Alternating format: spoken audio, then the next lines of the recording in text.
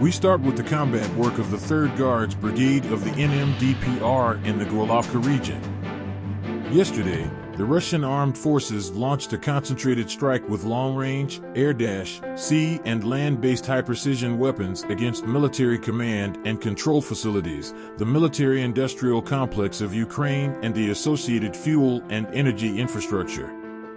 The targets of the strike were achieved. All the missiles hit exactly the designated objects. The production facilities for the manufacture of missiles were hit. The arsenal with artillery supplied by Western countries, prepared to be sent to the troops, was destroyed.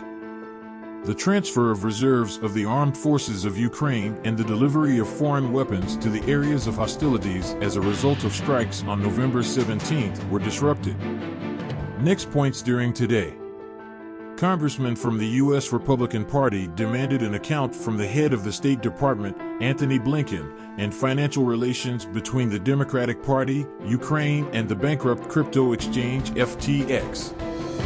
According to Congressman Troy Nehls, Louis Gohmert, Mary Miller, and Byron Donalds, the billions of taxpayer dollars transferred to Kiev as military aid could potentially be invested in the FTX cryptocurrency exchange. It is emphasized that FTX later, during the midterm elections, made huge donations to the Democratic Party.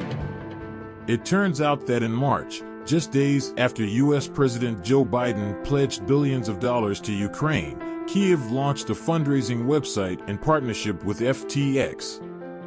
Armed forces of Ukraine began to remove their minefields in the Kherson region. Training of those mobilized at Russian military training grounds, Kaliningrad region. The training of reservists continues at the training ground of the Baltic Fleet in the Kaliningrad region. On a special site equipped with artificial barriers, stationary and portable targets, soldiers called up from the reserve fire from RPG-7, Kalashnikov assault rifles and machine guns. Upon completion of individual combat training, the servicemen are sent to the training grounds in the zone of a special military operation for coordination as part of the units.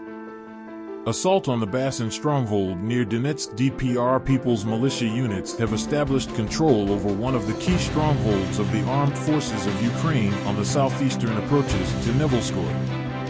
The fighters, supported by armored vehicles, acted in several assault groups. One of them came from the flank. The T-72B tank was hit by an enemy ATGM, but the crew managed to escape.